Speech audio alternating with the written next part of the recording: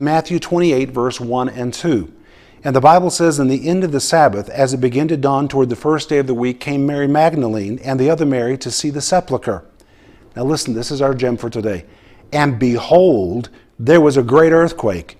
For the angel of the Lord descended from heaven and came and rolled back the stone from the door and sat upon it." And when Matthew writes about this many, many years after the event, he is still so amazed by it that he begins by saying, "And behold." This word behold is always an interesting word to translate. In English, it's almost impossible to translate. It really means, wow, can you believe it? It means that Matthew never lost the wonder or the awe of this experience. Can you believe it? Wow, unthinkable. I'm still thinking about what it means. He was captured by the fact of this great earthquake that rolled back this stone. It says, behold, there was a great earthquake.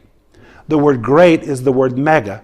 So we know this was no small event. This was a mega earthquake. The word earthquake is the Greek word for a real earthquake. And the Bible says it rolled back the stone. Now it's interesting that when you look at Mark 16, verse 4, we find what caused the earthquake. And this verse tells us, first of all, that the stone was very great. The stone was very great. The word very means very, extremely, exceedingly. The word great is again the Greek word mega. When you put this all together, it means those authorities that put this stone in this place, it wasn't any little pebble, it wasn't just a rock, it was an extremely, extremely massive stone. But in the account of Matthew, which we just looked at in verse 2, it tells us how the stone was actually moved. Now we know there was an earthquake, and it was a great earthquake. But it says the angel of the Lord descended from heaven and came and rolled back the stone from the door and sat upon it. The word sat is the Greek word kathema, which means to sit, just like I'm sitting in this chair. This angel was just sitting on top of this stone. Now I want you to imagine these women come to the gravesite, and there, as they approach the grave, this giant, great, exceeding stone. We're not talking about something small. It was a huge stone, and an angel sitting on top of it. How in the world would an angel get up there? Some have suggested, reading from Sparkling Gems, that the ability of an angel to sit on top of such a huge stone may have denoted the immense size of the angel.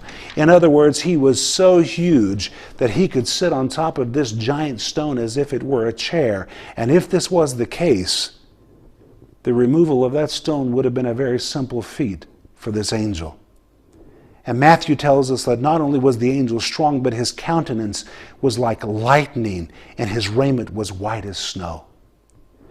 The immense size, the power, and the brilliance of this angel explains why the Roman guards fled the scene. And Matthew chapter 28, verse 4 tells us, and for fear of him, fear of this giant, giant angel, the keepers did shake and became as dead men. The word fear is the Greek word phobos, which means they were so panic-stricken they could hardly hold themselves together. And the Bible says they did shake. The word shake is the Greek word seismos, the same word which would usually be used to describe an earthquake. When they saw the appearance of this angel, they were panic-stricken. They were literally shaking, shaking, shaking. These well-trained, muscular soldiers, armed to the max, are now trembling like leaves in the wind. And the Bible says they became as dead men. The word dead is the Greek word nekros, the Greek word for a real corpse. The soldiers were so terrified at the appearance of the angel that they fell to the ground, violently trembling, paralyzed with fear, unable to move on the ground. And when they finally were able to move again, they fled the scene.